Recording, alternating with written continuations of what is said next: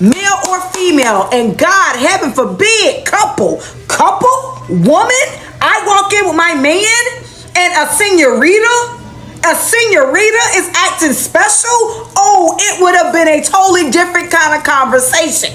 The fact that you're sitting up there sounding like you about to cry because you in Florida. Hello guys, this is your boy Golden Boy. And I'm Rafael. Yeah, I want to talk about racism in Hispanic. And a lot of people have been talking about racism in Hispanic and the Latinos. And they have been saying that these people are the worst. Worst. Do you know what it means, worst? Yeah. So I want you to listen to what this guy went through when he was being served in the hotel. Yes? Yeah. Here at 8170 Laura Lane in Davenport, Florida, which is also the Champions Gate area. And we dealt with some racism. So here's why I'm going to call it racism. So we come in, me and a black female.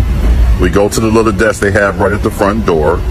The girl wasn't there, but then when she finally showed up, she is a Hispanic girl, doesn't say hi or nothing. She doesn't greet at all like normal people do when you walk in a restaurant. She just looks like she's upset or crazy or something. Maybe she just doesn't like black people. So then she says, would we like a booth, a high top, or would we like to eat outside? We said we would like a booth.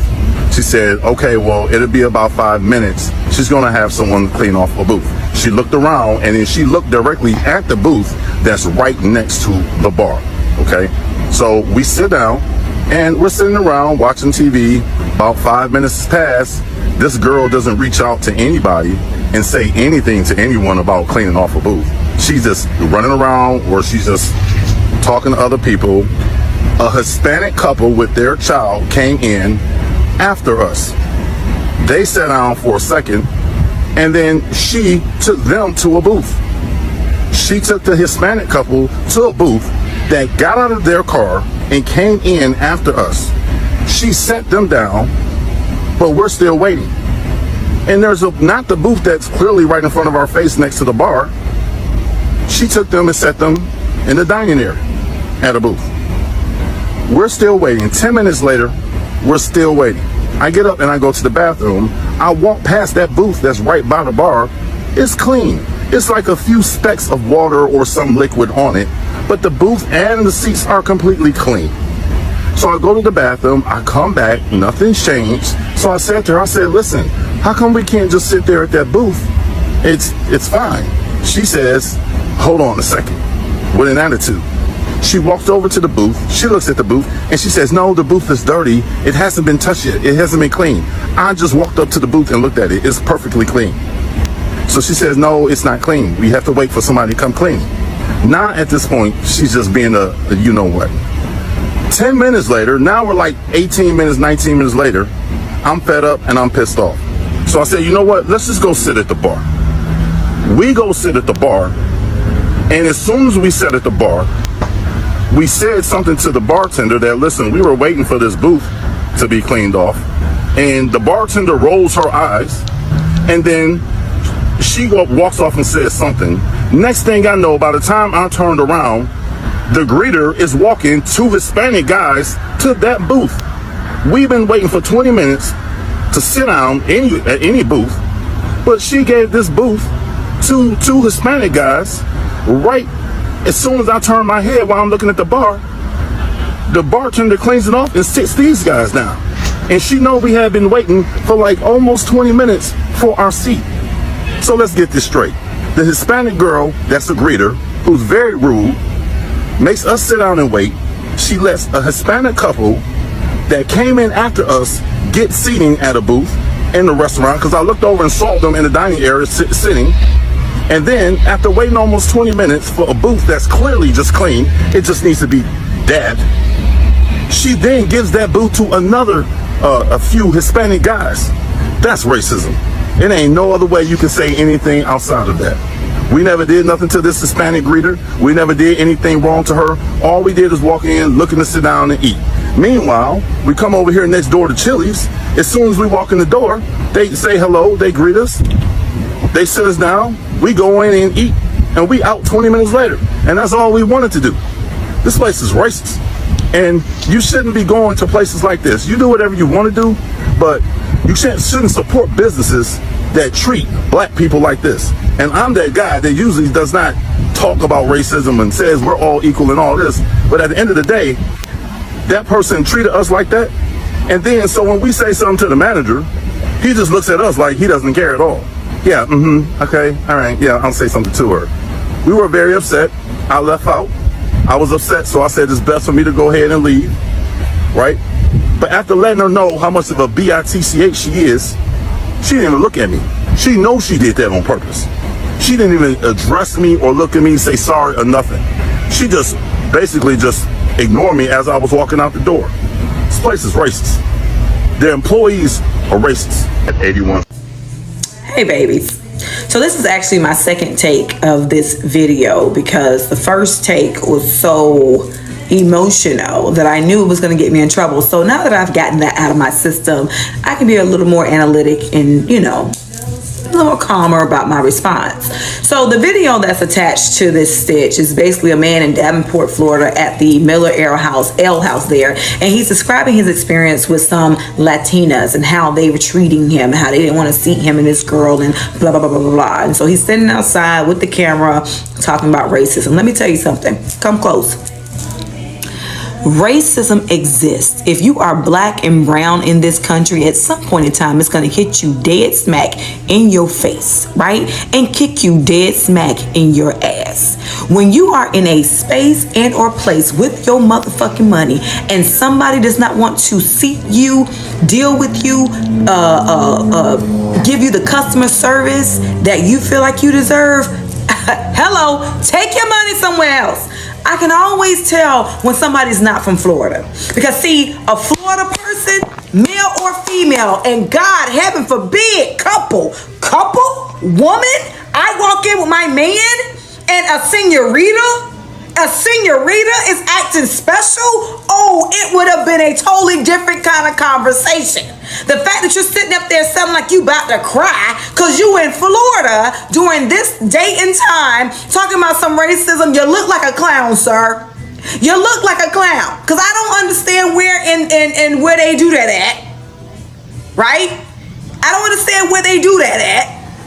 That you would sit up there in a spot knowing that people are treating you some kind of way and you just sitting there. You ain't saying nothing. Baby, I would have got sister so far together that the next time she saw another black person walk up in a motherfucking function, she would have been rushing out of breath, trying to figure out how she can service them in a proper way. Because one thing's for certain, two things for sure. You didn't have to spend your money there because there's other wing spots all up and down I-4. Number one, don't go places where you are not celebrated. Stop spending your money where you are tolerated. And it doesn't matter what's what. If somebody's mistreating you, use your motherfucking words. And just how eloquently you were on this goddamn forum talking about some racism, you could have eloquently got their life together. And it's a thing called a manager and it's a supervisor. What do you want Miller Ale House to do? Give you a year pass of wings in order to compensate you for your ill treatment? Sir, get it together. And that chick you was with, get another one, because it wouldn't have happened on my watch. Because you keep saying we, you know, and it's like your kind of connection with the black community, but you're Cuban. Like I'm black first. Yeah. I'm black first. So I always tell people,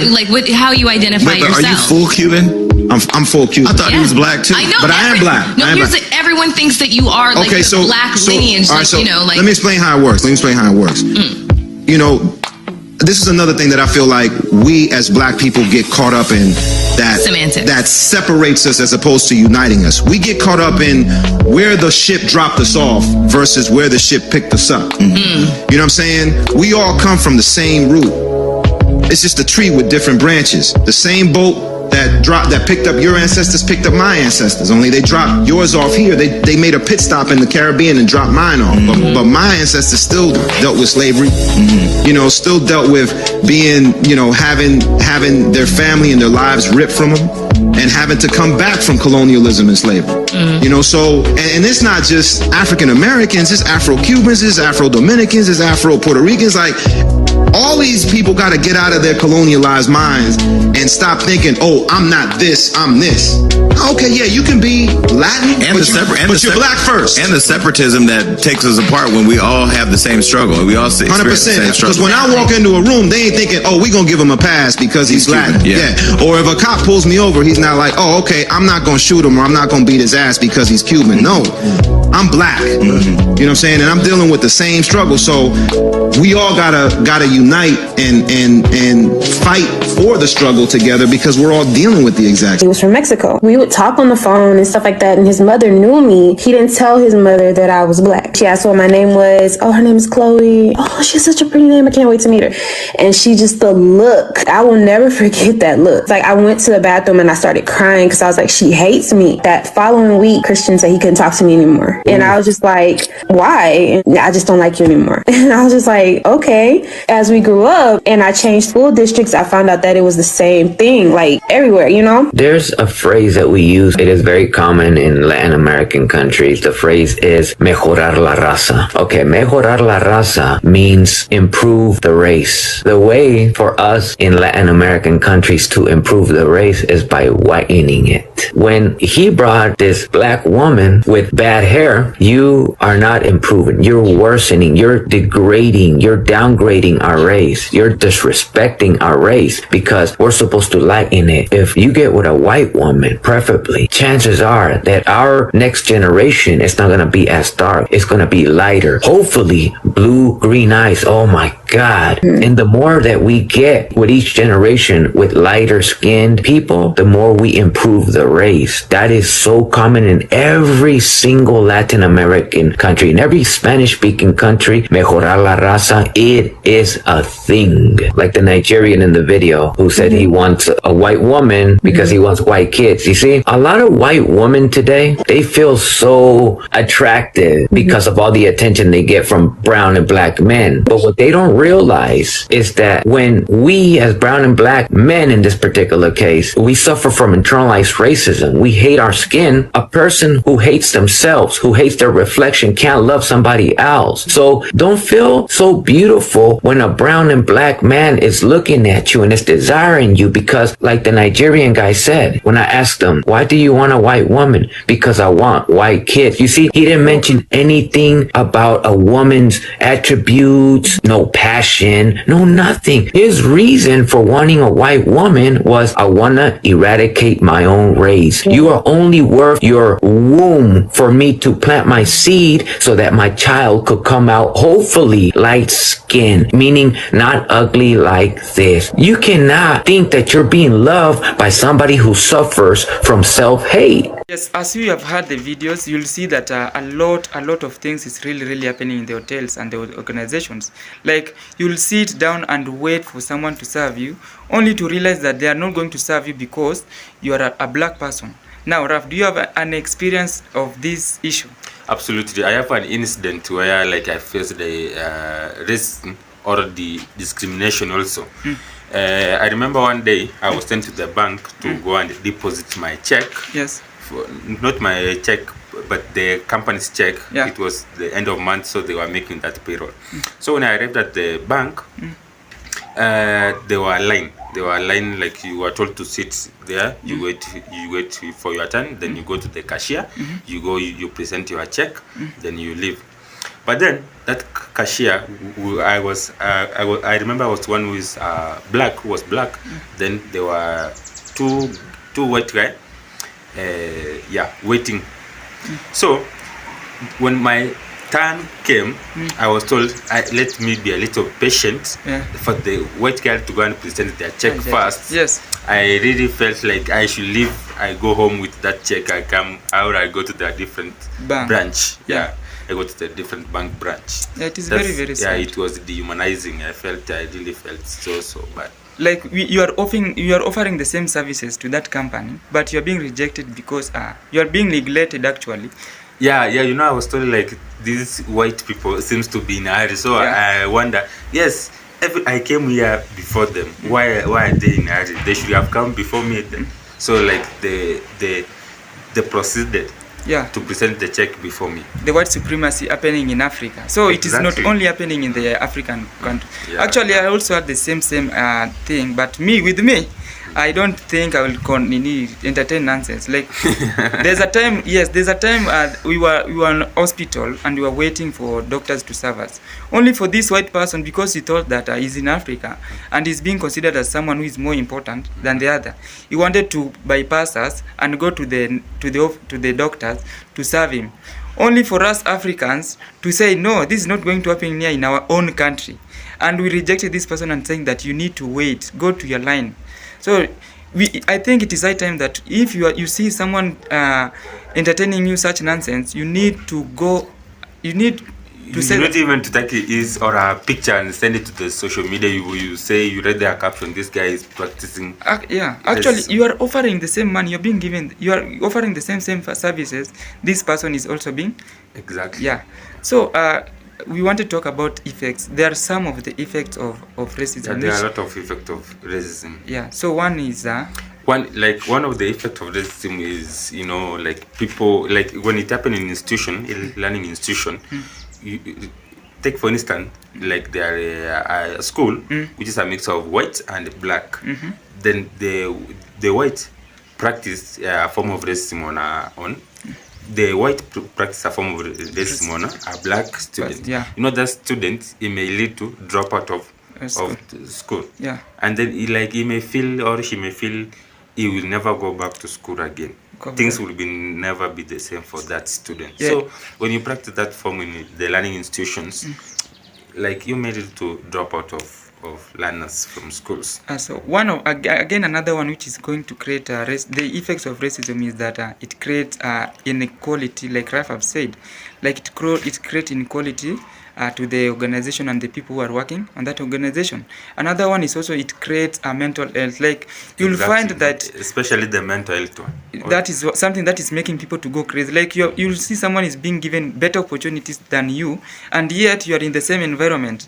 That thing will get you go crazy. Crazy, totally crazy. Exactly.